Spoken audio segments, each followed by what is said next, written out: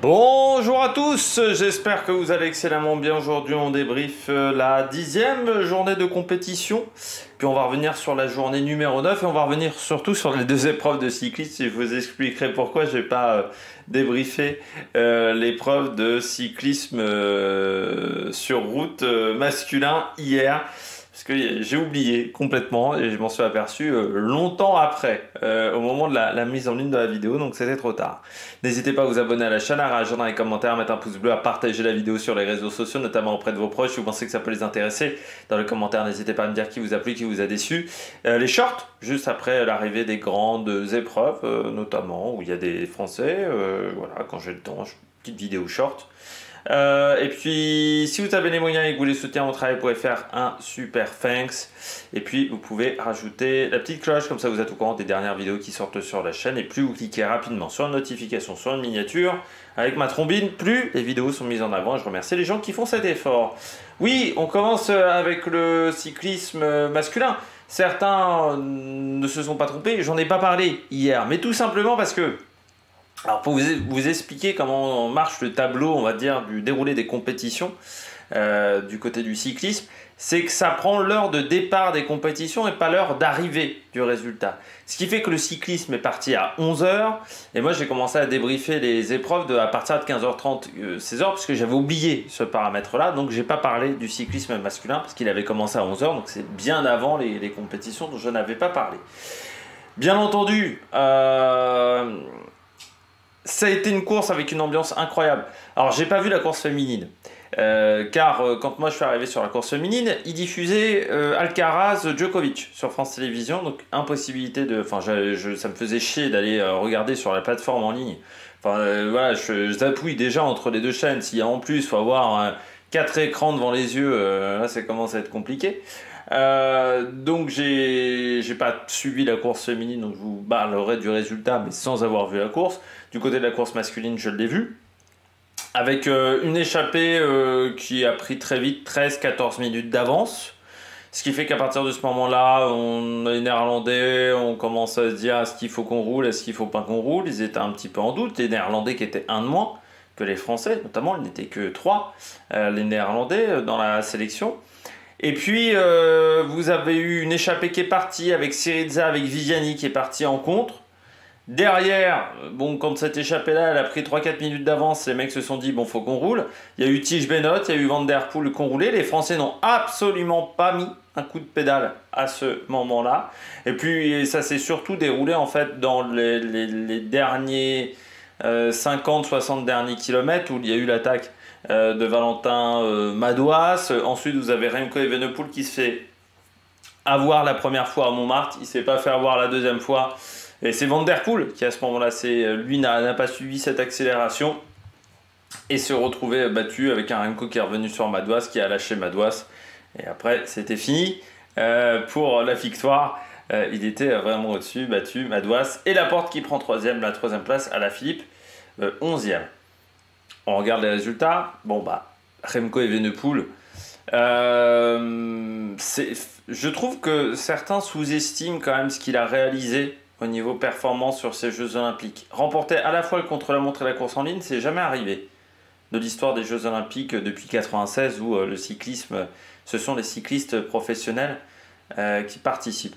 C'est vraiment assez exceptionnel de la part de Remco Evenepoel qui montre que c'est une période qu'il affectionne au niveau cyclisme, parce que c'est vrai qu'il a remporté la Classique à San-Sébastien, voilà, on est à peu près sur la même période de compétition, qui adore les classiques, ça c'est clair et net, mais il a réussi à faire les deux. Le contre-la-montre, c'est de la force physique. Bon, j'ai envie de te dire que le contre-la-montre, si t'es le meilleur, hein, à part si tu te foires complètement dans la gestion de l'effort, mais techniquement, si t'es le meilleur, voilà, il n'y a pas vraiment question de tactique.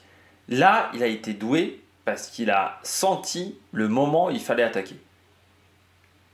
Il était fort, certes, mais il a senti le moment où il fallait partir. Il a senti le bon moment. Il a été très bon tactiquement, en fait, à ce moment-là, Remco Evenepoel. Et puis après, bon, il avait des jambes qui étaient supérieures, mais ce qui est quand même fort, c'est que dans cette équipe de Belgique où vous aviez aussi Van Aert, dans cette formation, il a réussi à s'en sortir. Il a réussi à faire une superbe course. Voilà, victoire, mais il n'y a rien à dire. Vraiment. Rien à dire. Il était au-dessus. Il était au-dessus. Sur ces Jeux Olympiques, il était imbattable. Alors certes, certains diront il n'y avait pas Vingegaard, il n'y avait pas Pogačar, il n'y avait pas Roglic. En même temps, du côté de Roglic, il est tombé sur le Tour de France. Du côté de Vingegaard, il n'a jamais été bon après le Tour de France tout de suite. Il a toujours besoin d'un moment pour se remettre en route. Et puis Pogačar, on a bien compris que la fédération slovène et Pogačar étaient en froid. Je pense que la fédération slovène, ça ne m'étonnerait pas qu'il y ait des têtes qui tombent à la tête de la fédération de Slovénie de cyclisme. Parce que là, c'est vrai que quand tu as Roglic, Pogačar ramené 0 médaille, quand tu as aussi Oscar Zigart ramené 0 médaille, bah oui, hein, ils n'ont pas choisi du tout les bons concurrents et je suis pas sûr que ça soit très apprécié du côté du ministère des Sports slovène parce que là il y avait vraiment des grosses possibilités de médailles. Non mais Remco Evenepoel au-dessus. Voilà. Deuxième Madouas. Je vous avais dit, je crois en début d'année, je vous avais dit la sélection pour moi il y en a deux qui sont déjà assurés d'être dans la sélection, c'est Laporte Madouas, qui sont les deux médaillés. J'avais dit, les deux sont assurés de la sélection. Pourquoi? Laporte sur un terrain comme ça, c'est le meilleur français aujourd'hui, actuellement. Il n'y a pas à dire. Et j'avais dit, Madouas, avec des sélections où il y a seulement 4 coureurs maximum par équipe, et à peu près, j'avais dit un peloton de 85-90 coureurs, Madouas aurait plus ce problème de frotter. Habituellement, Madouas, il a un vrai problème, c'est qu'il n'aime pas frotter, Madouas. Mais là, avec un peloton aussi petit, il n'aura déjà pas ce problème pour frotter. Parce que peloton plus petit veut dire que voilà, hein, il y a plus de place pour les coureurs. Deuxièmement, j'avais dit ça va être une course dure. J'ai dit ça allait être une course dure parce que seulement 4 par équipe, sans oreillette, mais 280 km avec 4 coureurs par équipe. Ça veut dire que faut aller chercher des bidons quand même. Ça veut dire qu'il ne faut pas rater le moment où il faut faire son effort. Et le Madouas, plus c'est bon, plus il aime. Bon, comme Juliette Labousse, ça n'a pas marché pour Juliette Labousse. Mais Madouas, plus c'est long, plus il aime. Et donc pour moi c'était le bon choix qu'il fallait prendre. Madouas, oui, surtout que son Tour de France, alors oui, il a fait des Tours de France plus réussis que ça, mais chez Groupama FDJ c'est pas celui qui a fait le pire Tour de France. Là il y a des mecs qui ont été beaucoup moins visibles que Madouas sur ce Tour de France là. Et en plus, c'est un coureur de classique, Madouas, quand même. Même si je pense que sur les courses par étapes, il peut faire de belles choses s'il s'y mettait. Mais Madouas, aujourd'hui, c'est quand même pour moi un coureur de classique et surtout de classique longue. On voit que c'est là où il est le meilleur, c'est quand les classiques font plus de 240, 250 km.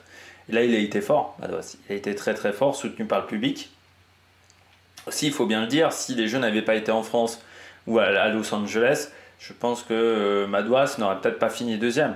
Ce qui lui permet de finir devant le groupe Laporte, c'est, je pense, le fait que voilà, il est surmotivé par le public. Et non, très fort de la part de Madouas, voilà, qui a été au-dessus. J'ai oublié de dire aussi à Evenepoel, regardez quand même l'écart qu'il met à Madouas et au groupe Laporte. Alors certes, ça s'est un petit peu regardé derrière, alors qu'il a perdu 30 secondes sur la crevaison. Il a perdu 30 secondes à ce moment-là. Il était vraiment une jambe au-dessus pour ce parcours, Remco Evenepoel. Mais Madouas, très fort. Laporte aussi, hein, troisième, vice-champion du monde, médaillé de bronze aux Jeux Olympiques, champion d'Europe aussi. C'est un homme des grands rendez-vous, Laporte.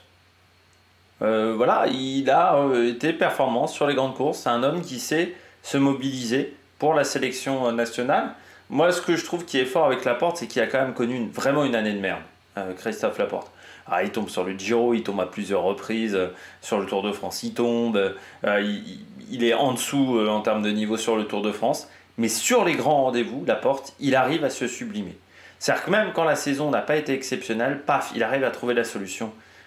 Christophe Laporte, bravo, tout simplement, au coureur de la Visma Lease Bike, qui est le premier coureur de la Visma Lease Bike, qui n'a pas hésité non plus à ne pas relayer Jorgensen. On aurait pu se dire, il est avec Jorgensen, les deux sont équipiers, il va peut-être relayer quand même. Et non, sélection nationale, prime pour Christophe Laporte, il n'a pas relayé Jorgensen. Je ne suis pas sûr que tous les coureurs auraient fait ça. de pas relayer. Surtout que Jorgensen insistait un petit peu. Et il n'a pas paniqué. Il est super fort sur la fin. Pourtant, il y a Marco Haller, par exemple, et Tom Skynes, qui ont des bonnes pointes de vitesse, mais il a été au-dessus, donc bravo. Et donc, double podium. Bon sélectionneur, hein, Thomas Voeckler. Je crois que Thomas Voeckler, outre l'aspect tactique de la course, où oui, il est bon dans cet aspect-là, mais je pense qu'il arrive à donner un supplément d'âme, un supplément de confiance. Il a réussi ce que n'avait pas fait, en fait, je pense, beaucoup d'anciens sélectionneurs. Je dirais pas tous les sélectionneurs, mais je pense à l'époque de Jalabert, il n'y avait pas de collectif France. On n'avait pas le sentiment que tout le monde se dépassait parce qu'on courait avec le maillot de l'équipe de France. On avait le sentiment que les mecs venaient comme si c'était une classique habituelle. Là, on voit bien que c'est le cas avec cette équipe. C'est-à-dire que Thomas Voeckler a réussi à créer ce collectif. Et ça, je crois que ça a été la vraie force de Thomas Voeckler. Ce qui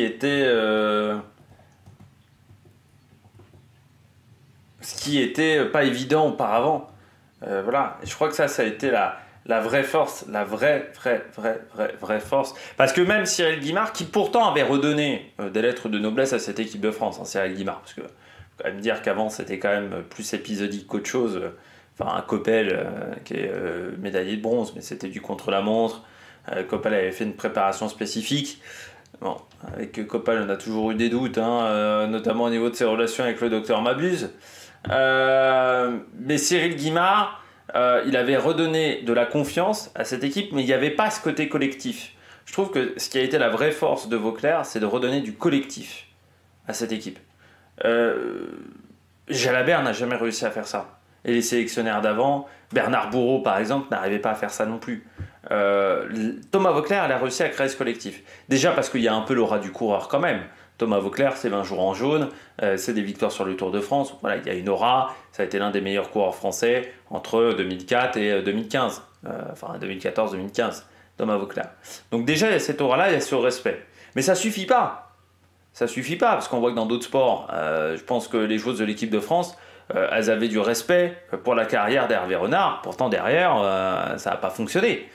Ce qui fait la différence du côté de Thomas Voeckler, c'est qu'il y a l'aura, il y a aussi l'intelligence tactique, et il sait, je pense, laisser de la liberté à ses coureurs. C'est-à-dire, il sait dire à ses coureurs, moi à certains moments, je me souviens au championnat du monde quand Laporte prend la deuxième place, mais à certains moments, il dit, oh, les mecs, vous savez quoi faire. Et c'est vrai que les Français, contrairement à d'autres nations, sans oreillette, on est meilleur qu'avec oreillette, je pense, du côté des coureurs français. Je pense que beaucoup de coureurs français ont une intelligence tactique que tu n'as pas dans d'autres nations. Parce qu'on est habitué à courir sans oreillette en France. Les championnats de France, ça fait depuis des années qu'ils sont sans oreillette, notamment. Et là, on a vu sur une course sans oreillette que l'intelligence tactique, ça joue énormément. C'est ce qui a manqué à Van Der Poel. Van Der Poel, tu peux pas laisser 20 mètres à Evenepoel. Alors soit c'est parce que physiquement il pouvait pas suivre la cadence, mais bon, normalement tu peux pas laisser autant de place quoi à Evenepoel. Donc voilà, c'est ce qui a fait la différence. Ça, c'est pour les gens qui disent que j'analyse pas les résultats sur les compétitions. Je viens quand même de faire 13 minutes sur le cyclisme masculin et c'est pas fini. Non, parce qu'il y a certains qui trouvent que j'analyse pas suffisamment les résultats des courses, que je balance que les résultats. Non, j'analyse aussi. Hein. Quand je fais hier 10 minutes sur le foot féminin ou quand j'ai fait 10 minutes sur la gymnastique, j'analyse un petit peu quand même les résultats. Attila Walter 4e, Tom Skynes 5e, Walter qui profite du fait que ça se regarde derrière, parce que Saïk Jorgensen aura des regrets. Le fait de ne pas avoir roulé avec la porte dans la roue, peut-être parce qu'il avait peur de la porte. Moi je pense que Jorgensen, s'il revient sur Madois, il peut monter sur le podium. Certes, il fait peut-être que 3e, mais... Alors certes, souvent je dis, bon, faut pas courir que pour la place. Les Jeux Olympiques, c'est un peu à part. Les Jeux Olympiques, c'est la seule course où tu es content d'être 2e. Hein, il y a peu de courses où tu as cette situation-là. Et là, je crois que du côté de Jorgensen, il a voulu jouer avec la porte. Il s'est dit, oh, la porte, il va rouler avec moi. La porte, il n'a pas roulé avec lui. Et il s'est fait piéger, tout simplement, Jorgensen. Mais je trouve quand même que l'Américain, il a progressé en passant de Movistar à Visma. mais ça d'autres l'ont fait. Je trouve ce qui est impressionnant, c'est cette capacité à être performant de février à on est fin juillet. Il est toujours là. Il était là sur les classiques flandriennes, sur les premières classiques flandriennes, il est toujours là juillet, sans avoir vraiment eu de coup de mou dans sa saison. C'est fort quand même, hein, de la part de Matteo Jorgensen. Donc Tom Skunt, Marco Haller, qui n'a pas fait un bon sprint au final, parce que normalement c'est un mec qui doit être en capacité de battre Attila Valter, même si Attila Valter est un coureur puissant. Qui prend...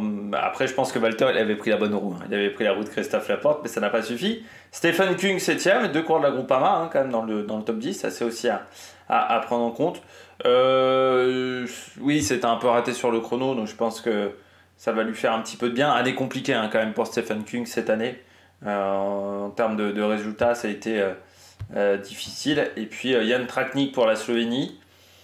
Ouais, bah, c'est sûr que si on avait pris d'autres coureurs, ça aurait peut-être fait un autre résultat pour cette équipe, pour cette sélection. Et puis Jorgensen, Benelli, et puis Julien Lafilippe, 11e. Alors, vous savez qu'il y a un mec sur Twitter qui s'appelle Beau Vélo, qui a toujours une vision du cycliste qui, je trouve, est assez ignoble. Il a dit, c'est la combienième course sans top 10 pour Julien Lafilippe. Enfin, le mec fait 11e.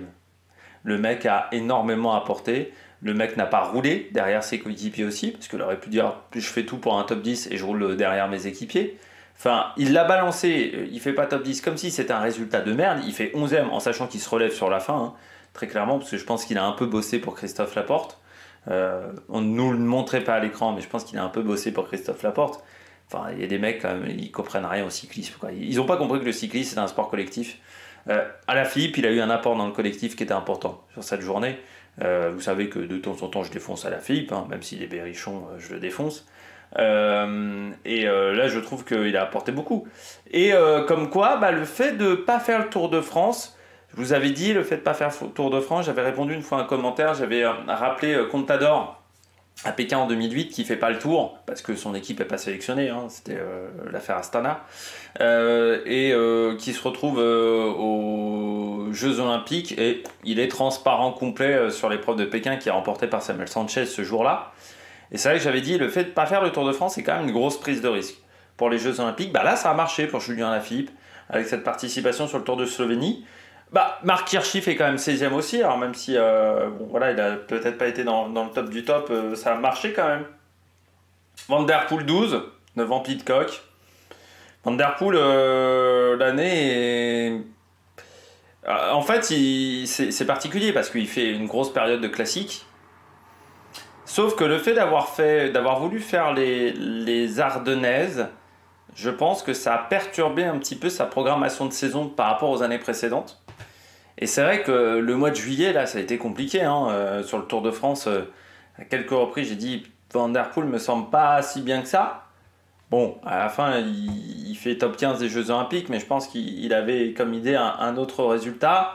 Le fait que les Néerlandais étaient un de moins, ça a joué. Et c'est là où tu vois aussi la force de Vauclair.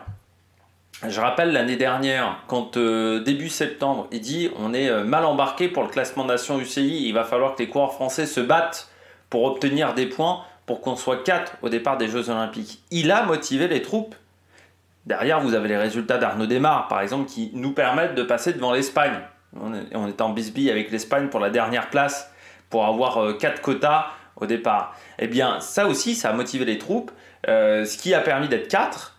Si on est 3, la course est très différente, déjà parce que est-ce qu'on prend Julien Lafilippe? Peut-être pas, peut-être qu'on prend que Kevin Vauquelin pour le contre-la-montre, ça aurait été beaucoup plus compliqué.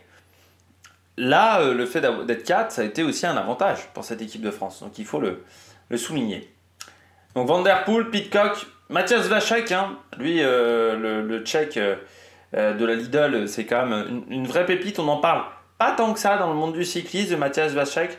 Je trouve que c'est un coureur d'avenir, peut-être parce qu'il n'a pas fait des très grandes courses. Petite déception pour moi, ça reste Kelmoseux, seulement 17ème. Parce qu'Elmoseux, il n'a pas fait le tour, il a quasiment pas couru. Donc peut-être que ça a joué à Rambourou 18. Vous savez qu'à Rambourou, à chaque fois je suis déçu. Buitrago, dommage. Il a eu un problème de dérailleur, problème de chaîne sur la fin du parcours. Et puis, si on descend, Ayuso, seulement 22e. Pas dans les bonnes jambes non plus, Ayuso, comme Daniel Felipe Martinez, comme Bettiol.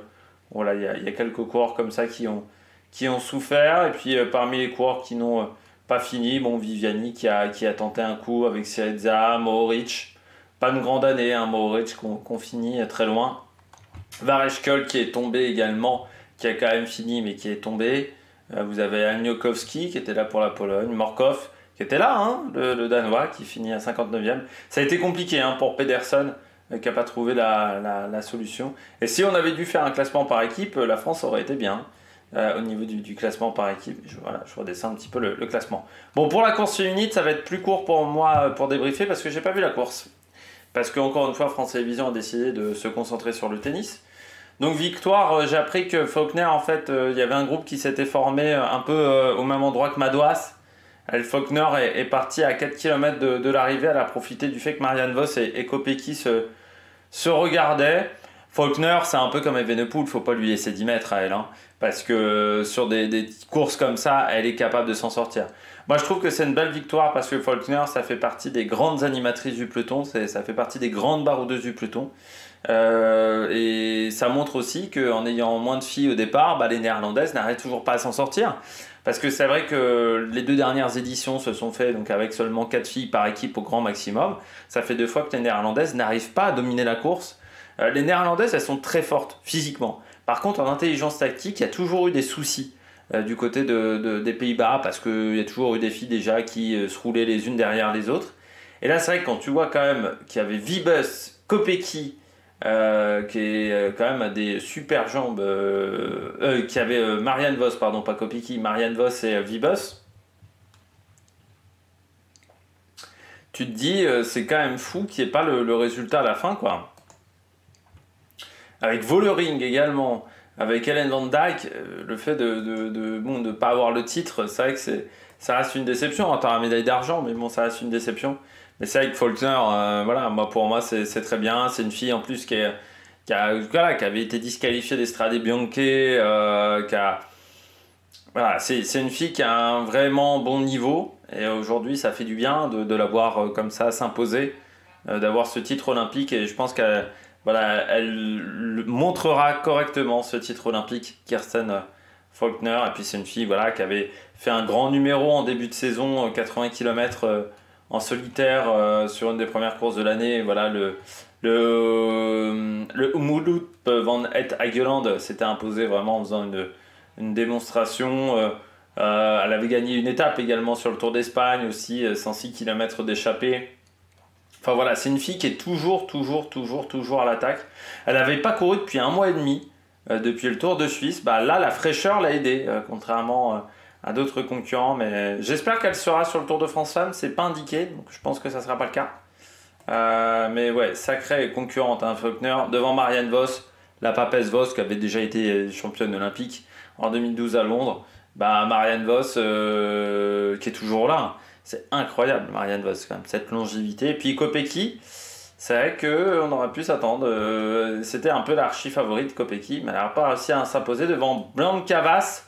Bianca Vas Piper Gorgi, c'est le renouveau hein, du cyclisme de classique international chez les filles. Bon, c'est 2 filles qu'on retrouvera au haut niveau. Bianca Vas chez SD Works, Piper Gorgi chez DSM. Mais c'est vrai que Bianca Vas, on sait que ça fait depuis très longtemps que SD Works mise sur elle. Et c'est une fille qui a un énorme talent, Bianca Vas. Gros talent d'équipière également. Elle a souvent un rôle d'équipière. Et là, c'est quand même une bonne nouvelle pour la Hongrie en passant 2 top 5. Hein, Bianca Vas et de l'autre côté Attila Valter. Et puis Mavi Garcia. Ouais, bah, là aussi, hein, quand les courses sont longues, dures, elle est souvent là. Il y avait quand même 158 km. Devant Naomi Rugg, Nevia Doma, c'était pas forcément le parcours qui pouvait lui convenir. Longo Borghini, qui a été ralenti par une chute, qui a couru un petit peu à contre-temps. Et puis Martha Lahr, 10e, c'est bien pour la polonaise. Martha Lahr, c'est une fille qui a une grosse pente de vitesse aussi, donc très très bien. Du côté des Français, ça a été la soupe à la grimace. Victoire Berthaud, seulement 27. Audrey Cordon-Rago, 38. Et Juliette Labousse, 46, qui ont tout fait pour tenter de ramener Victoire Berthaud, mais ça n'a pas suffi.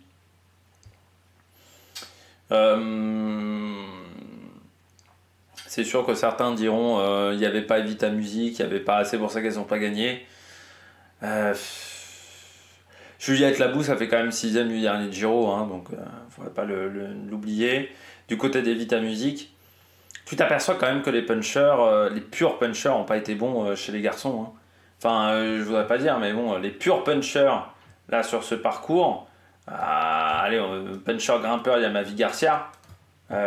Faulkner, oui, il y a les bonnes grimpeuses, mais c'est surtout une énorme baroudeuse, en fait. Hein.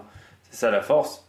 Mais sur ce parcours-là, des vraies puncheuses, qui est le profil des Vita Music, hein. Les Vita Music, c'est pour moi puncheuse, grimpeuse. Bah, Longo Borghini fait que 9. Hein.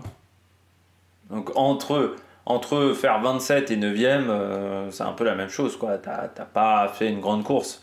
Autant il y a une différence entre faire 9 et top 5 ou 9 et podium, mais bon, je suis pas sûr que les Vita Music auraient été en capacité d'aller chercher un mieux qu'un top 10.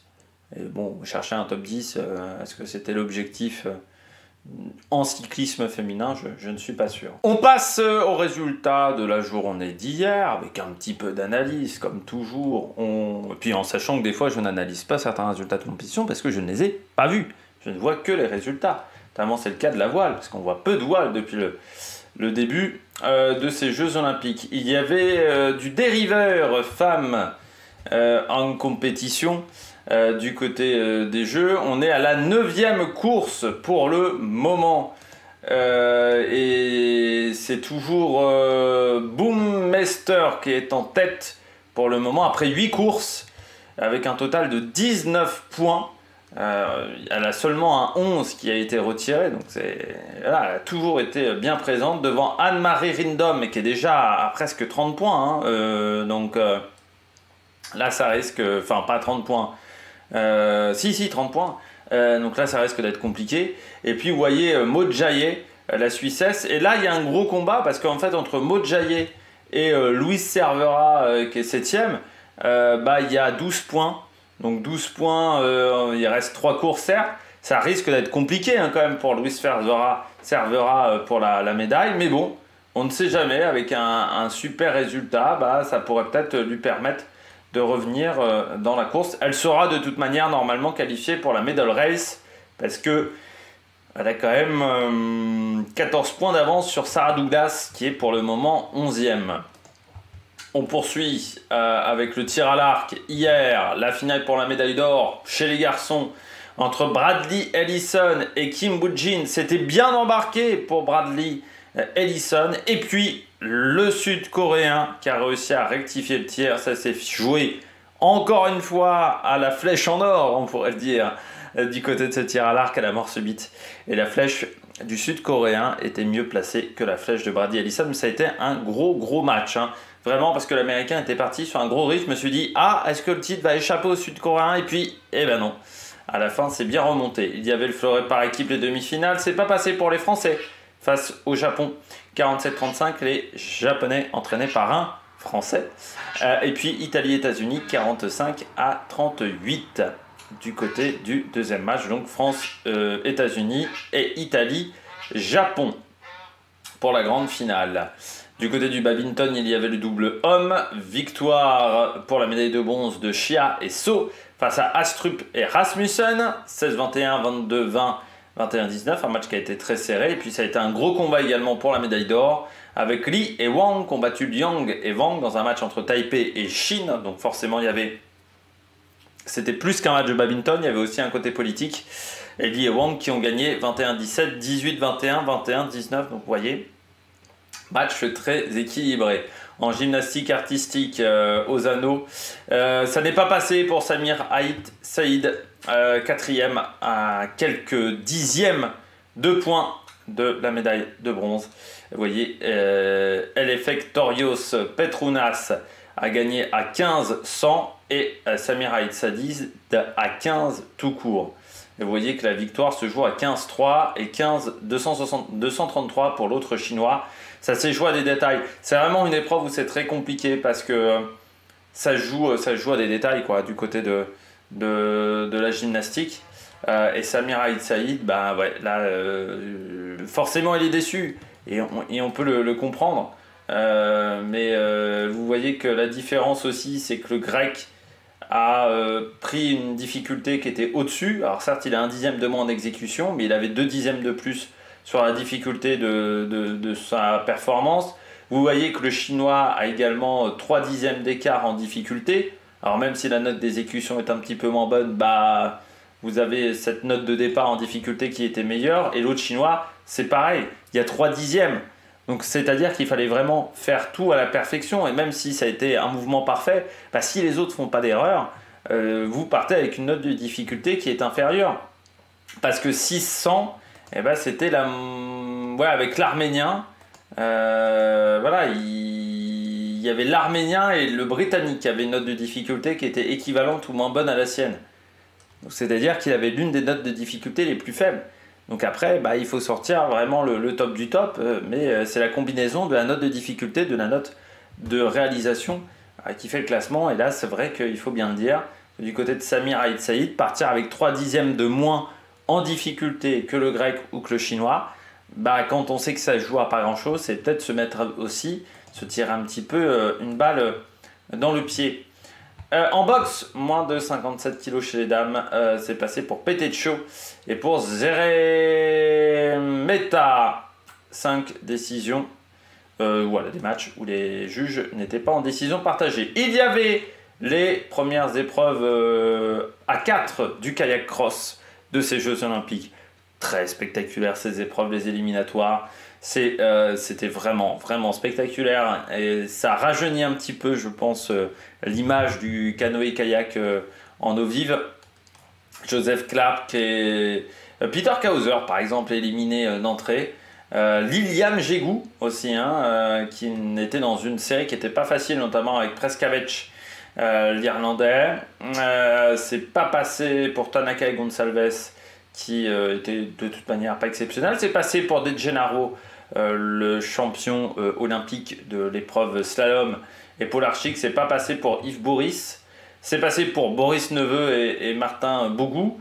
C'est pas passé pour Stefan Hengst. C'est pas passé pour Noël Hendrik, par exemple. C'est passé pour Titan Kastrik et Lucas Rohan, le tchèque, et les Français qui peuvent vraiment prétendre à des médailles dans cette épreuve parce qu'ils ont été impressionnants à chaque fois.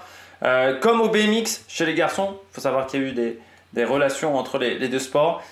Ils partent devant. Donc en fait, l'avantage c'est que quand tu pars devant, certes, tu peux te mettre un peu dans le rouge sur la première partie de parcours, ce qui peut te coûter sur la fin, mais tu évites la bagarre avec tes adversaires. Et ça a été la force des Français. À chaque fois, ils ont réussi à faire le meilleur départ, à réussir à sortir tôt des starts. Et ensuite, derrière, les autres concurrents, bah, ils se rentraient dedans. Et dans beaucoup de courses, on a vu des séquences où le 3e et le 4e s'auto-éliminaient entre eux. C'est-à-dire où le premier et le 2e passaient devant, et le 3e et le 4e se rentraient dedans autour d'une des bouées. Et puis, bah, ce qui fait que c'était autour d'une des bouées portes, ce qui fait que bah, les concurrents s'auto-éliminaient. Et ça arrivé dans beaucoup d'épreuves, beaucoup de séries dans cette compétition, que ce soit chez les garçons ou chez les filles. En tir, le titre chez les filles en skit pour Francisca Crovetto-Chadi devant Amber Joruter et Austen Jevel-Smith. Il n'y avait pas de française dans cette épreuve du côté du skit. Voilà. On poursuit avec le water-polo, victoire de l'Espagne face à l'Italie dans le groupe B, 13-11. En gym artistique, les barres asymétriques. Bon. Que dire? On a parlé beaucoup de la Fédération française de gymnastique. Je préviens, je ferai un bilan sport par sport à la fin des Jeux. Peut-être pas le lundi, mais le mardi ou mercredi qui suit les Jeux Olympiques. Comment dire? Quand une fédération travaille mal, au bout d'un moment, ça a des conséquences. Kayla Nemour, elle était française il y a encore 1 an et demi. Et elle a pris la nationalité algérienne parce que ça se passait tellement mal avec la Fédération française de gymnastique artistique. Et c'est de la faute de la fédération. Et c'est de la faute aussi du ministère des Sports qui n'a pas réglé le problème de cette fédération. Il faut bien le dire. Et à la fin, ça a des conséquences. La conséquence, c'est qu'on perd une médaille. La conséquence, c'est qu'avec Kayla Nemour, peut-être que ça serait passé différemment aussi par l'épreuve par équipe. Voilà. À la fédération de se rappeler des erreurs qu'ils ont commises. Et j'espère mais bon, je ne suis pas sûr que ça arrive, que des têtes vont tomber dans les fédérations où il y aura peu de résultats. On peut déjà un peu se projeter. La gymnastique, ça a été un zéro pointé. Vous avez le tennis où ça a été un zéro pointé. Mais l'athlétisme, je vois difficilement comment on va choper 5 médailles en athlétisme. Donc là aussi, je pense qu'il y aura des choses à redire sur ces fédérations-là. Et j'espère que le ministère des Sports, dans ces disciplines-là où il y aura eu un affront, se mobilisera un petit peu pour se battre. Et pour peut-être faire dégager certains présidents de fédé qui sont là depuis bien trop longtemps. En multicoque mixte du côté de la voile, on fait un petit point sur la situation. Après 8 courses pour le moment, eh bien les résultats. Tita Ruggiero et Caterina Mariana Banti sont en tête avec seulement 6 points. Elles ont gagné toutes les régates sauf une. Leur pire résultat, c'est deuxième. Donc ça, c'est quand même assez impressionnant de la part de Ruggiero Tita et de Caterina Mariana Banti. Du côté des Français, c'est plus compliqué pour Tim Mauriac et Louberto Mieux parce qu'ils ont été 20e d'une des courses. Donc forcément, c'est un résultat qui a été annulé. Après, vous voyez, le podium est toujours à leur portée. C'est 24 points pour la 3e place pour le moment. Eux, ils sont à 36. Donc c'est encore extrêmement serré dans cette catégorie. Il reste, on n'est qu'à mi-parcours avant la medal race. Donc il reste encore beaucoup de choses à faire. Bon, on voit quand même que certains concurrents ne sortiront pas, n'iront pas en medal race. Mais derrière, ça va être très intéressant dans ces courses de multicoque en voile olympique. Escrime, les matchs de classement pour la 5e place, victoire de la Chine. Pour la 7e place, victoire du Canada. France-Hongrie en handball, ça a été chaud dans ce match. La France qui a été malmenée encore une fois par la Hongrie.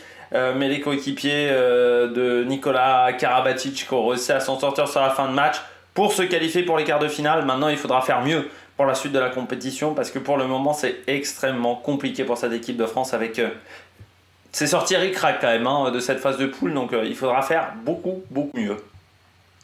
En moins de 75 kg, les quarts de finale chez les filles, c'est pas passé pour Davina Michel qui s'est fait, on va bien le dire, démonter un petit peu par la concurrente de l'équipe des réfugiés olympiques qui sera donc en demi-finale. C'est-à-dire qu'il y aura une médaille pour cette équipe des réfugiés olympiques. Et ça, faut le souligner pour Thomas Barr. Athena Bibeshi-Billon, également la panaméenne qui est passée.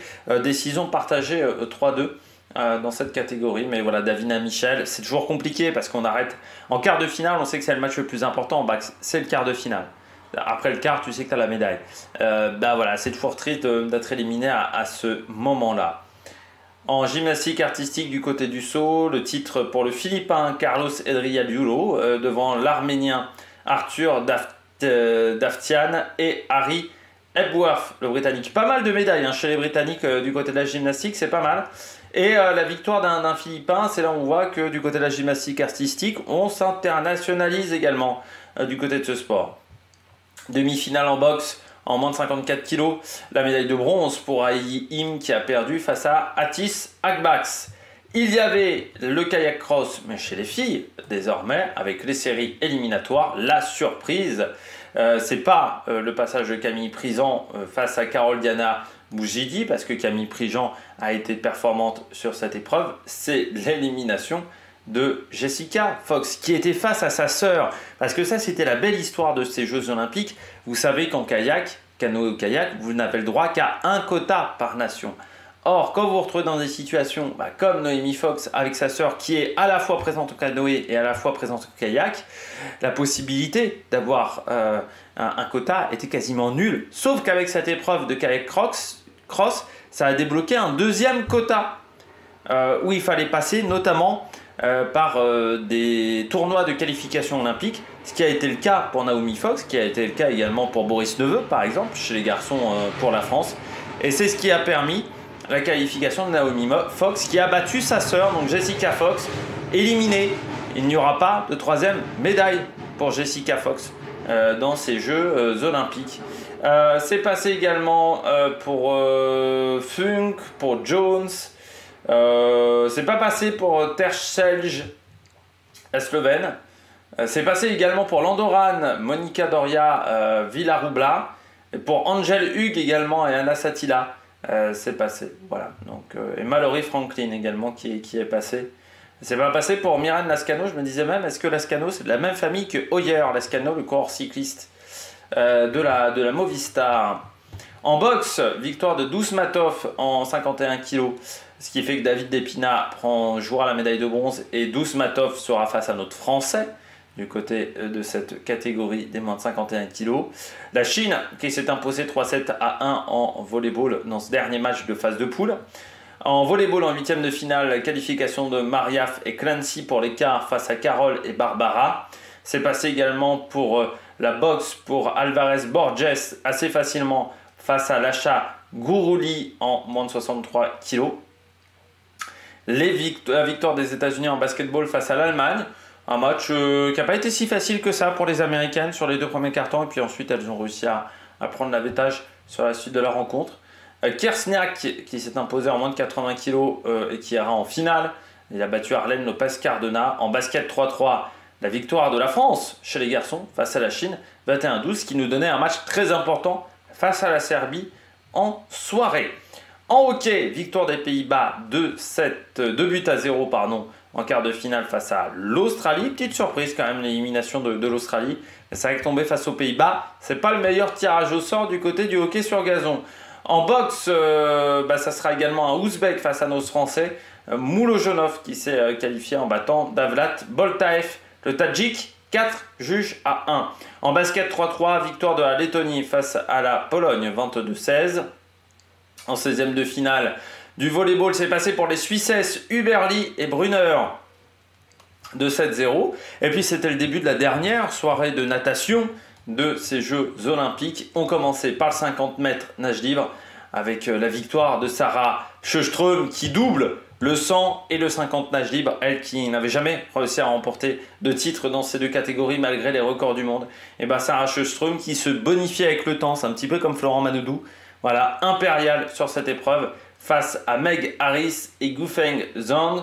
La surprise, c'est de voir Gretchen Walsh seulement 4e dans cette course. Il y avait le water-polo, victoire des Pays-Bas face au Canada 20-11, encore une fois, dans ces derniers matchs de phase de poule.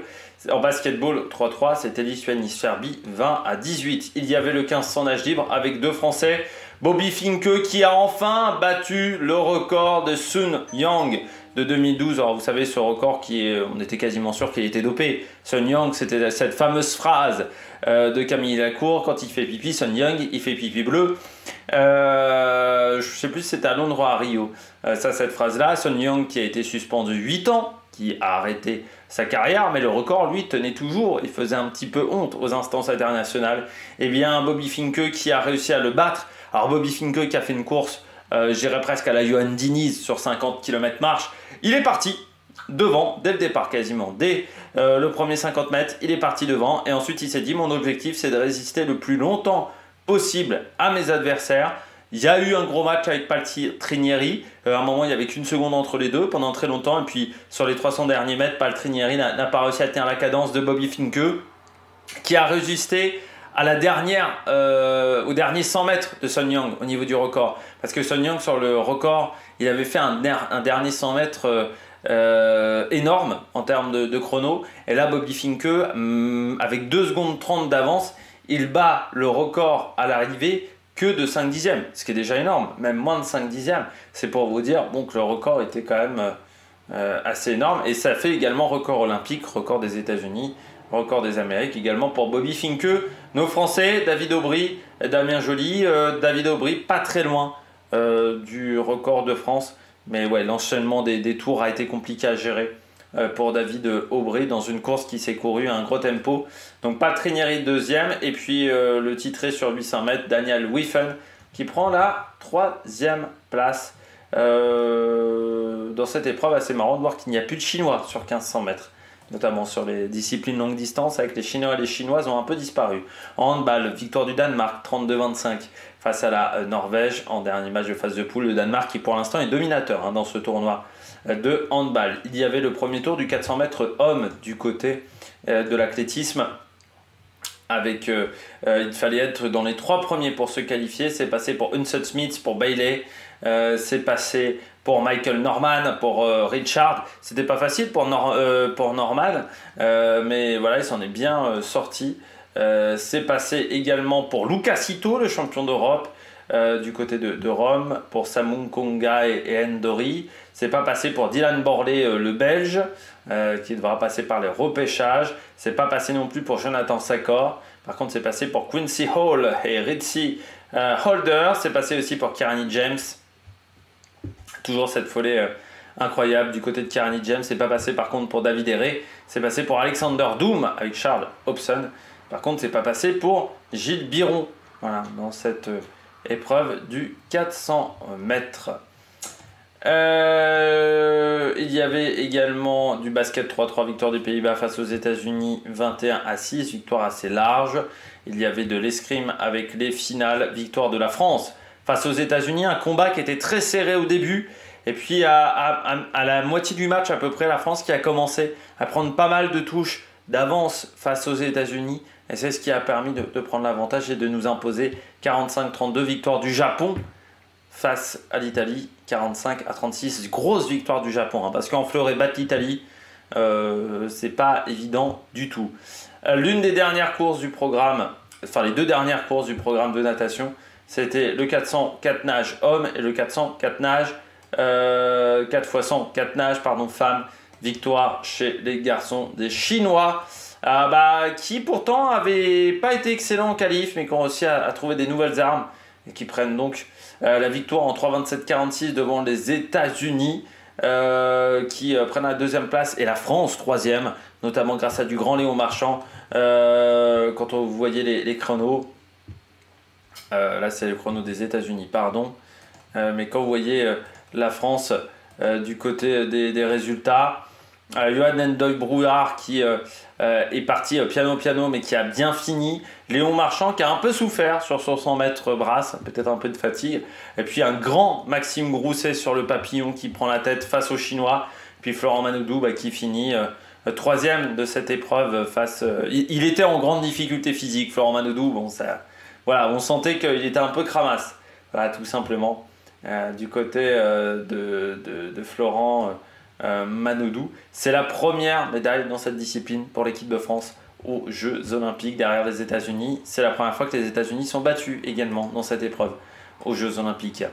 Chez les filles, victoire là des États-Unis face à l'Australie et la Chine. Il y avait certes l'équipe de France qui prend une 6e place avec un temps de 3:56.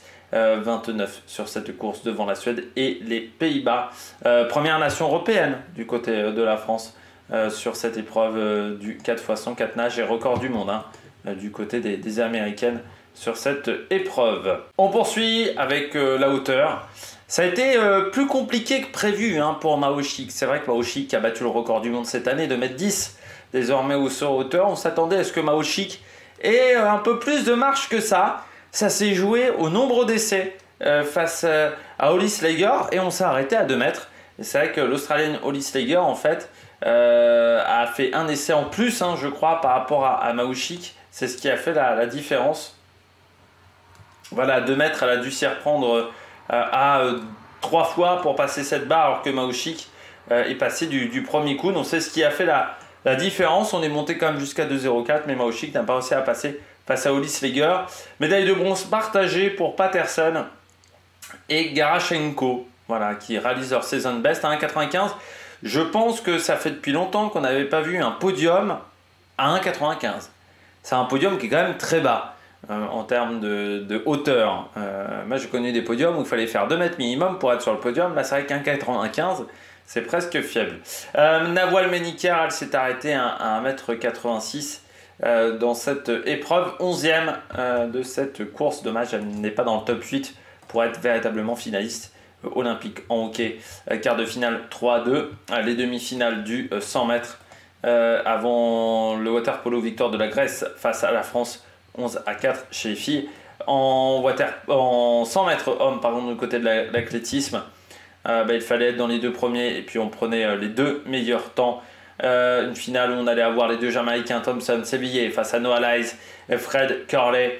Simbine, Tebogo, Lamon Marcel Jacobs et Ben Narek. André de Grasse est passé à la trappe malgré un 9,98. C'est-à-dire qu'en dessous de 10 secondes, maintenant, ça ne suffit pas pour se qualifier en finale olympique. C'est pas passé également pour Esseme. C'est pas passé pour Chitourou Ali. Voilà, pour Matadi également, le Libérien en 10-18. Mais surtout, la surprise, c'est qu'il fallait courir 9 secondes 93 pour entrer en finale. Et ça, c'est assez dingue quand même. Et c'est pour ça que ça nous a donné une finale aussi dense. En lancer de marteau, pas de surprise. Le Canadien Ethan Katzberg, mon sosie, avec un petit peu plus de muscles. Ethan Katzberg qui s'est imposé face à Benche Alach et Mikhailo Kokan, l'Ukrainien. La surprise, c'est de voir les Polonais qui ne sont pas sur le podium, alors que pourtant le lancer du marteau, c'était quand même une discipline polonaise. Que ça soit Fajdek, que ça soit Nowicki, peut-être le point des ans qui commence à se faire sentir. Yann Chaussinan, concours particulier. Son premier lancer, il est il est mordu. Sauf que ça met du temps à dire qu'il est mordu. C'est-à-dire que, en fait, on le sait que lorsqu'il lance son deuxième pour la deuxième fois, c'est juste après qu'on apprend qu'il est mordu. Donc à ce moment-là, il n'a pas de marque. Il a 2 essais mordus. Il arrive à faire 77-38 au troisième essai, sauf que ça le classe 8e à ce moment-là. Donc il est obligé de stresser pour voir si les autres concurrents ne vont pas dépasser sa marque. Il arrive quand même à rentrer en finale, mais il n'a jamais réussi à améliorer sa marque sur cette épreuve, voilà, avec 4 mordus. Voilà, il est passé à côté de sa finale. Yann Chaussinan, je pense qu'il aura des regrets, le français.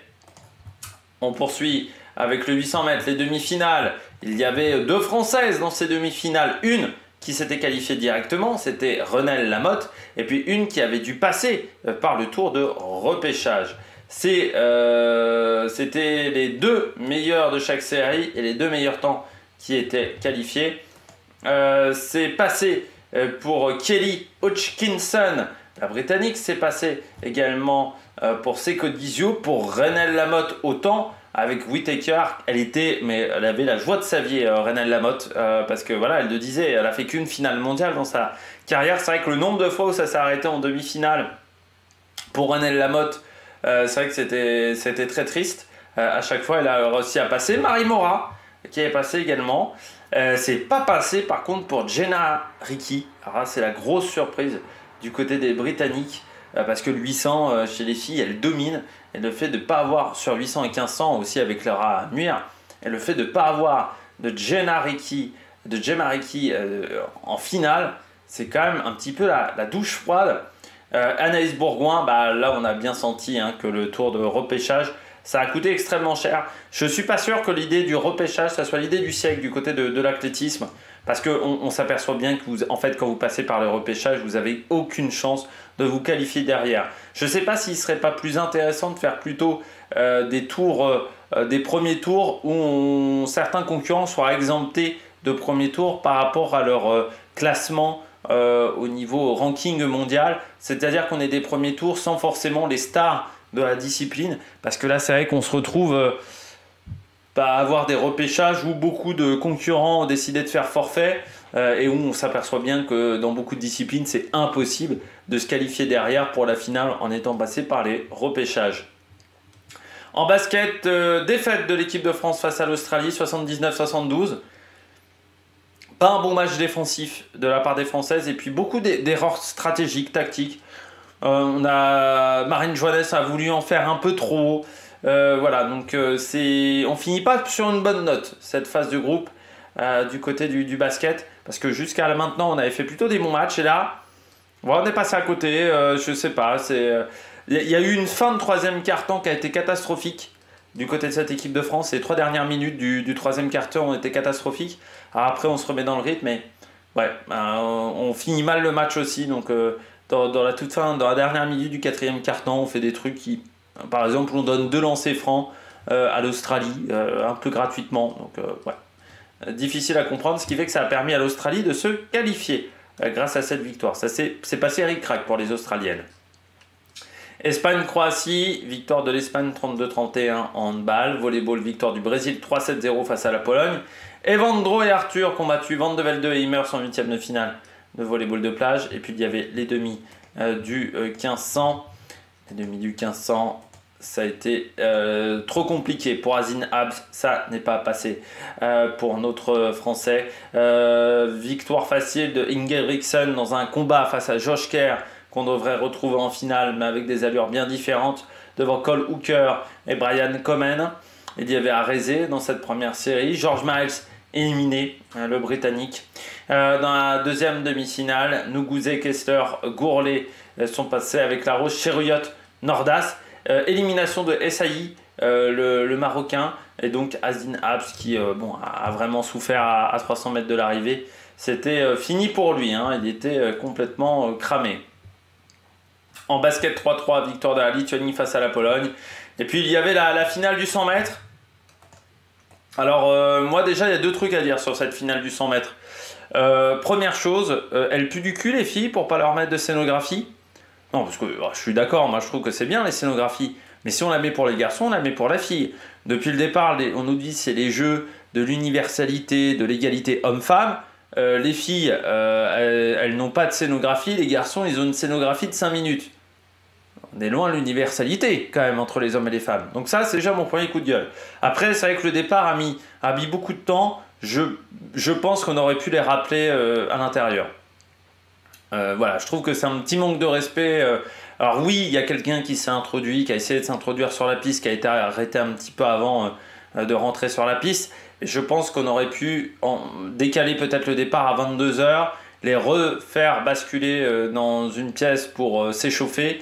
Parce que j'ai peur que la blessure de Jacobs, ça soit peut-être dû à ça. Et ça pourrait coûter très cher aux 4x100 italiens.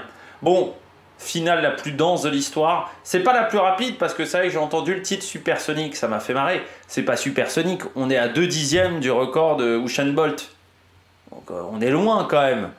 En sachant qu'il y avait 1 mètre de vent positif. Donc on est pas Supersonic, mais dense. C'est ça le bon terme. C'est une finale dense. Mais vous avez vu déjà pour se qualifier en finale, il fallait faire 9,93. Et oui, c'était un temps assez exceptionnel. Bah oui, on n'a jamais vu un huitième d'une course en 9,91. Il y a seulement 12 centièmes entre le premier et le dernier. Il fallait faire moins de 9,85 ou 9,85 pour entrer dans le top 5. C'est ça qui est incroyable, c'est la densité qu'il y a eu sur cette épreuve. C'est ça qui m'a vraiment impressionné. Autant chez les filles, la vainqueur du 100 mètres, elle est partie quasiment d'entrée, hein, la concurrente de Sainte-Lucie. Elle est partie quasiment d'entrée et puis on ne l'a jamais revue. Autant chez les garçons, Noah Lyles, là ça a été très très serré, ça se joue sur le cassé. Hein. Thompson, il aura des regrets, il n'a pas assez cassé sur la ligne. Et ça lui coûte très très cher. Parce que le temps de réaction, vous voyez, est assez similaire. Alors Fred Carlet 108, Jacobs 114. Hein. Assez impressionnant, parce que là on était vraiment à la limite du faux départ pour les deux. Donc ils ont décidé de prendre tous les risques. Hughes et Cheng qui s'imposaient en volleyball de plage. Et puis le dernier combat de la journée, le dernier match de la journée, c'était la victoire de la France face à la Serbie, 22-19, ce qui permettait à la France de rejoindre les matchs à élimination directe dans ce basket 3-3. Et autant les filles se sont ratées, autant les garçons font un très bon tournoi jusqu'à maintenant. On poursuit du côté de cette journée du 5 août. Ça a commencé par le triathlon, le relais mixte, 4e place pour l'équipe de France, chute en fait en tout début de course du premier relayeur français, ce qui fait que ça nous a mis en grande difficulté sur toute la suite de la course. Voilà, avec, j'ai oublié son nom, Pierre Lecor, voilà, qui est tombé en vélo. Ça nous coûte très cher parce que le temps perdu, enfin il est tombé, en fait il a été gêné par une chute et ensuite il a déraillé. Les 30 secondes qu'il a perdu au niveau de son dérailleur, ça nous coûte extrêmement cher parce que Cassandre Beaugrand a fait une super course à vélo, à pied, enfin voilà, vous voyez, son temps c'est le 4e temps, Léo Bergère c'est le 4e temps, c'est vrai que Pierre Lecor a souffert, Emma Lombardi aussi parce qu'elle s'est retrouvée toute seule en fait très vite. Et devant il y avait des groupes qui étaient très bien organisés, ce qui fait qu'elle n'a jamais pu remonter, Emma Lombardi. Mais Léo Bergère, Cassandre Beaugrand ont été vraiment très bons sur cette épreuve. C'était la dernière épreuve de triathlon de ces Jeux Olympiques. Désormais, la scène sera utilisée par l'eau libre. Et puis, bon, on retrouvera du triathlon lors des Jeux paralympiques. En volleyball, victoire de la Pologne face à la Slovénie 3-1. Il y avait du ski par équipe mixte avec une équipe de France qui n'a pas réussi à se qualifier pour la finale. Anastasiou et Eric Delaunay qui ont fini 9e. Il fallait rentrer dans les 4 premiers, voilà, pour se qualifier pour les finales. Donc on était... il fallait faire 146 et nous on a fait 143. Ça se joue à pas grand chose quand même sur une épreuve aussi compliquée que le ski. En volleyball de plage, Tina et Stasia ont battu Muller et Tillman. Très beau match, Géléton. Vraiment, ça a été un très beau 8e de finale. On a eu des matchs très intéressants en volleyball de plage chez les filles, plus que chez les garçons. Il y a eu des gros combats avec des matchs très serrés. En pistolet rapide 25 mètres, le titre pour Li Weihong devant Yang Yo, She et Xingye Wang. Il n'y avait pas de Français dans cette finale. Il y avait les demi-finales du bloc et de la difficulté, parce que je rappelle que l'escalade a changé un peu. Désormais, il y a une épreuve de vitesse et une épreuve de bloc et de difficulté. Ce sont 2 épreuves distinctes, ce n'est plus un combiné. Et eh bien, pour le moment, Sam Avuizou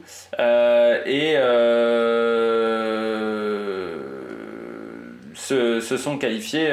Il s'est qualifié pour la finale, ce qui n'est pas le cas de Paul Jelft, qui est 9e voilà, pour cette demi-finale. Après l'épreuve de bloc, mais il y aura encore l'épreuve de difficulté demain.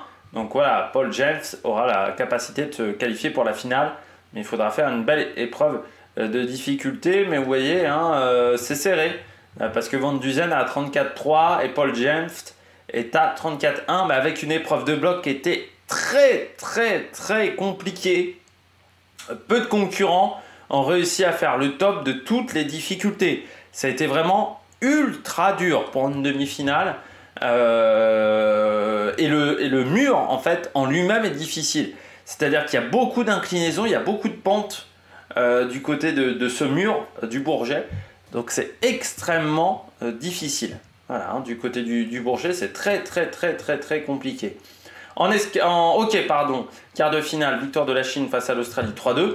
Il y avait du haut vol à 10 mètres, les éliminatoires. On avait 25 concurrents au départ, on en prenait 18. C'est pas passé pour les Américaines Delaney Schnell et Daryn White. Ça, c'est un petit peu la surprise du côté de cette... Enfin, c'est pas passé, pardon. Schnell s'est qualifié sur la fin, pardon, c'est pas passé pour Daryn White. C'est pas passé non plus pour Liz Kuhn, l'Ukrainienne. Par exemple, dans cette épreuve, avec des notes aussi où il y a certaines erreurs qui ont été notées extrêmement sévèrement par les juges. C'était notamment arrivé avec trop de rotation ou pas assez de rotation. Normalement, vous arrivez quand même parfois à obtenir 6,5, 7. Là, ça vous valait un 5, 5,5. Donc c'était très noté sévèrement ce genre d'erreur, alors que d'autres erreurs passaient un peu plus de la part des juges. En tennis de table, le par équipe, la Suède s'est qualifiée chez les hommes, comme le Japon et Taipei. C'est passé pour le Japon et l'Inde chez les filles, et Taipei et la Suède pour les garçons du côté du tennis de table. En volleyball de plage, Herrera et Gavira combattu. Bril et Loziak, et ça c'était un petit peu une surprise. Du côté du 400, il y avait le premier tour avec bien entendu des Français. C'est passé pour Reba Jaman, pour Gel Hyde, pour McMaster. C'est passé également pour Clément Ducos. Très intéressant la course de Clément Ducos, record personnel dans la série de Warholm. C'est pas évident, vous aviez Samba d'un côté, Warholm de l'autre.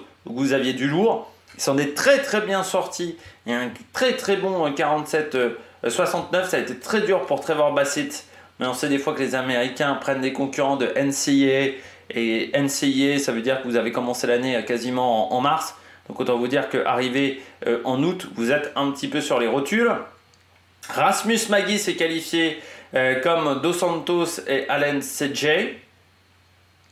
C'est passé pour Clark et pour Apio dans la dernière série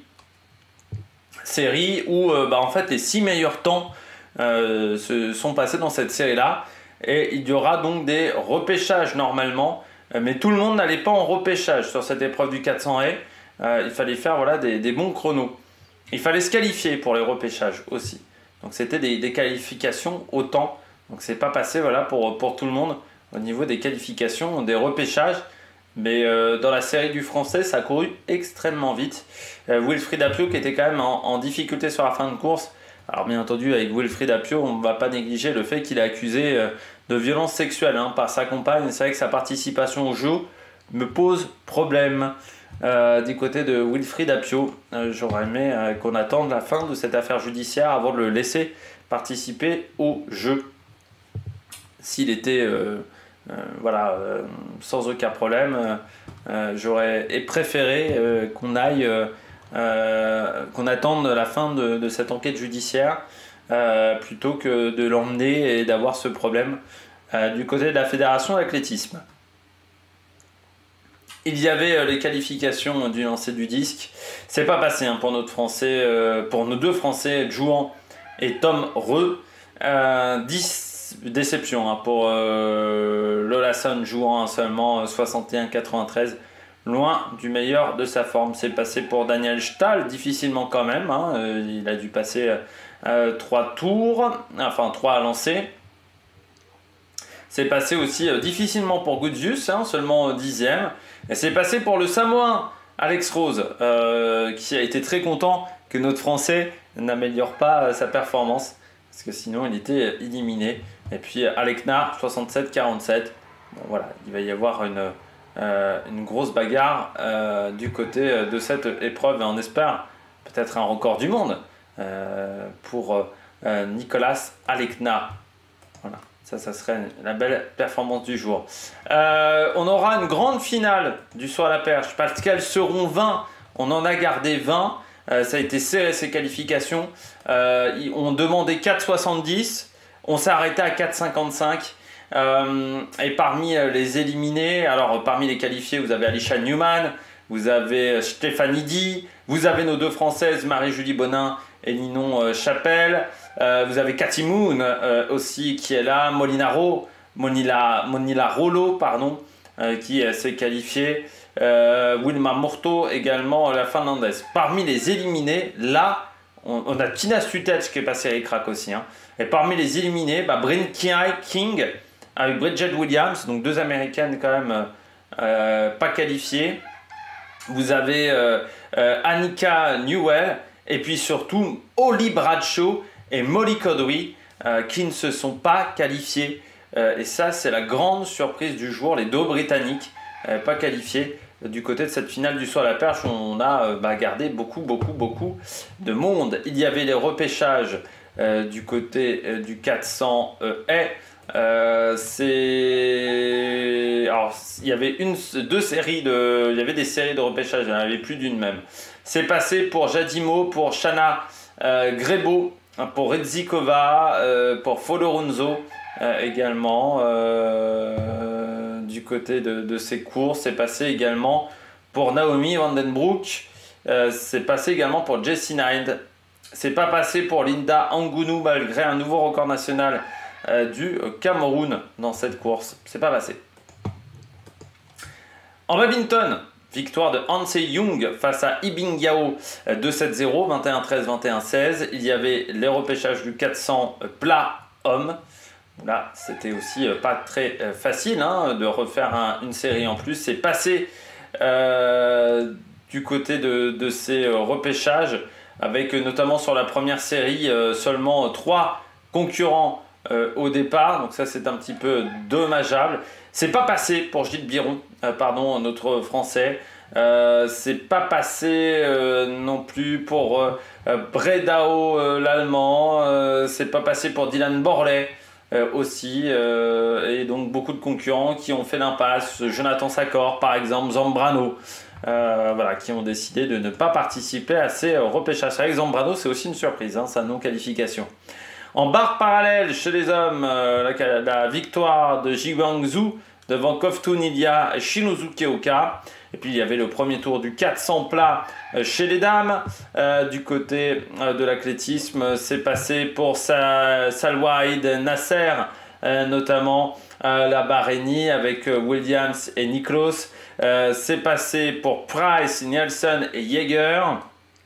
Dans la deuxième série, c'est passé pour Henning et pour Lieke Klaver, deuxième de sa série. Et dans cette série-là, ça a couru vite vu qu'elles sont toutes en repêchage. C'est passé également pour Kaczmarek, pour Gomez et Williams. Ça n'est pas passé par contre pour Elena Bonnet, mais qui aura encore la possibilité de faire un repêchage. C'est pas passé pour Cynthia Bolingo, l'autre Belge qui, elle, ne pourra pas aller en repêchage. Alia Butler, elle s'est qualifiée. C'est passé pour Alexis Holmes dans la dernière série.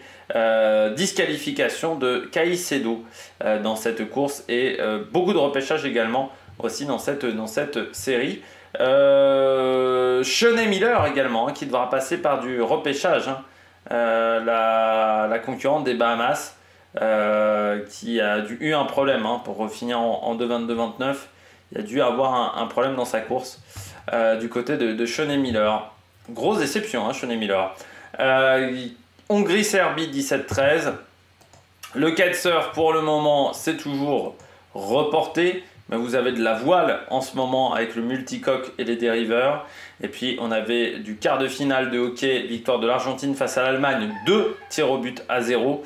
En gymnastique artistique, Alice D'Amato a gagné à la poutre face à Yaking Zhu et Manila Esposito. Déception du côté des Américaines, chute pour Sunisa Lee et Simone Biles également, qui ne fait que 13,100. Donc pas mal de pénalités voilà, pour les deux Américaines sur cette compétition. Et donc il finit seulement 5 et 6. Il y aura encore la finale au sol pour se rattraper, finale au sol qui est peut-être même terminée. Il y avait les repêchages du 200 mètres chez les dames avec les qualifications dans ces repêchages de Mamoudou Koné, de Madogo, la Canadienne. C'est pas passé pour Inke Verwert, la Belge notamment, pour Léonie Pointet également, la Suissesse. Et donc 3 concurrentes qui avaient décidé de faire l'impasse sur ces repêchages du 200 mètres. En escalade, il y avait les qualifications de l'épreuve de vitesse, toujours très impressionnante, nouveau record du monde pour Alessandra Miroslo, 6 secondes 06, voilà, dans cette course devant Emma Hunt, Kalunka. Les Françaises pour le moment sont 10 et 13. Voilà, Manon Lesbon 13 et Capucine Viglione seulement 10e. Et ensuite, je rappelle qu'il n'y a pas d'éliminés, mais la première affronte la dernière et ainsi de suite. C'est-à-dire que Manon Lesbon pourrait tomber face à Emma Hunt et Viglione pourrait tomber face à une des Chinoises. Donc c'est pas forcément l'idéal, hein. Ces temps de qualification moyen. En volleyball pour l'instant, Italie-Japon, match nul dans ce quart de finale chez les hommes. Donc il y aura peut-être une surprise du côté des éliminations. En volleyball de plage, Alvarez et Moreno qui ont battu la perche Tam et Schun, les néerlandaises. Ça c'est une belle surprise, victoire 2-7-1. En gymnastique artistique, il y avait les barres fixes chez les garçons, 2 médailles de bronze pour Zhang et Tang. Victoire de Shinozuke Oka devant Barayas Andiel. Les qualifications en duel en escalade, là c'était simple, hein, il fallait gagner sa série. Donc élimination de nos Françaises, hein, Manon Lebon et Viglione qui ont été éliminées dans ce premier tour. Il y avait seulement une qualification au temps qui est revenue à l'Indonésienne Salsa Bilaraya. Voilà, bon, les Françaises qui n'ont pas réussi à s'en sortir dans cette épreuve en waterpolo pour le moment. Le Japon mène face à l'Australie 14-13. Vous avez en ce moment le saut d'obstacle par exemple et la gym au sol du côté de la gym au sol. C'est peut-être même fini, non? 15h28, c'est encore en cours. Oui, il reste juste Jordan Childs et Simone Biles ne remportera pas le titre. Deuxième, derrière Rebecca Andrade. Voilà, pour le moment, du côté de cette épreuve. Donc voilà, Jordan Childs qui sera la dernière américaine et la dernière concurrente à passer. Et puis début de la lutte gréco-romaine en ce moment sur l'arena du Champ de Mars. Après le judo, on passe à la lutte gréco-romaine. Il n'y a pas de français dans cette catégorie. Et puis vous avez la lutte libre sur le tapis B. Et là, il y aura Kumba Larocque en 5e combat. Donc ça va arriver assez vite face à une néo-zélandaise, Kumba Larocque, en 68 kg, avec les quarts de finale qui auront lieu aujourd'hui. Voilà, tout simplement. Et puis, on a également les plus de 130 kg en lutte gréco-romaine. Donc là, c'est les beaux bébés. Pas de français non plus dans cette catégorie. Bon, la lutte, ça n'a jamais été notre discipline véritablement de prédilection. Et puis la France débute son combat par équipe femme en tennis de table, son match par équipe femme du côté de ces courses. Et on a les quarts de finale de kayak slalom en ce moment qui ont lieu. Le premier quart de finale même de ce kayak slalom avec Camille Préjean. Voilà, il faudra être dans les 2 premières à chaque fois pour se qualifié, voilà, tout simplement. On regarde le tableau des médailles, tout de suite. La France est pour le moment 3e, derrière la Chine et les États-Unis. L'Australie est 4e, la Corée 5e. Et vous voyez les surprises, l'Allemagne, seulement 13 médailles pour le moment, 10e. Et puis, si on descend dans ce classement, la Belgique, 19e. Et puis, vous voyez, le Brésil, 24e, avec 10 médailles, mais seulement un titre. L'Espagne, toujours loin, 26e seulement. La Suisse, 28, avec 6 médailles du côté de ces catégories. La Norvège, seulement 35e. La Jamaïque, 44e, du côté des différents classements. Je descends. Voilà, la Slovaquie, une seule médaille. Et la Slovénie, est-ce que la Slovénie a une médaille pour le moment dans ces Jeux? Oui, 35e avec une médaille d'or. Voilà, du côté de la Slovénie. C'est vrai que le cyclisme aurait pu apporter des grands résultats. À venir, il y aura du kitesurf, on verra si c'est encore reporté ad vitam aeternam. Il y aura donc Kumba Larocque, comme je vous l'ai dit, du côté de la lutte, Camille Préjean, Angèle Hugues du côté du kayak, Camille Lecointre du côté du 4,70, Boris Neveu en quart de finale également, comme Titouan Castric du côté du canoë à 15h52. Il y aura France-Allemagne en volleyball, le quart de finale à 17h, la poursuite par équipe masculine à 17h27, le basket 3-3, France-Lettonie, demi-finale à 19h. Le surf, avec Kaoli Vast en demi-finale à 19h. Alexis Mielet, premier tour du 3000 steeple avec Louis Gilavert et Nicolas Marie Daru. Et puis on aura également le sprint par équipe, les qualifications du côté des garçons en vitesse.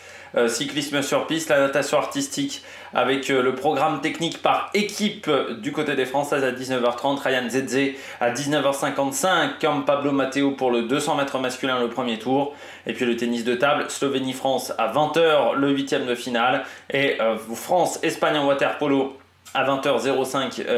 Et puis Joanne Defay à 20h12 sa demi-finale. Mélina Robert-Michon 20h30 pour la finale du lancer du disque. Gemina Joseph qui sera en demi-finale du 200 mètres à 20h45. Hélène Parisot également en demi à 20h45. On espère peut-être qu'il y en aura une en finale. Et puis France-Égypte, demi-finale de football à 21h.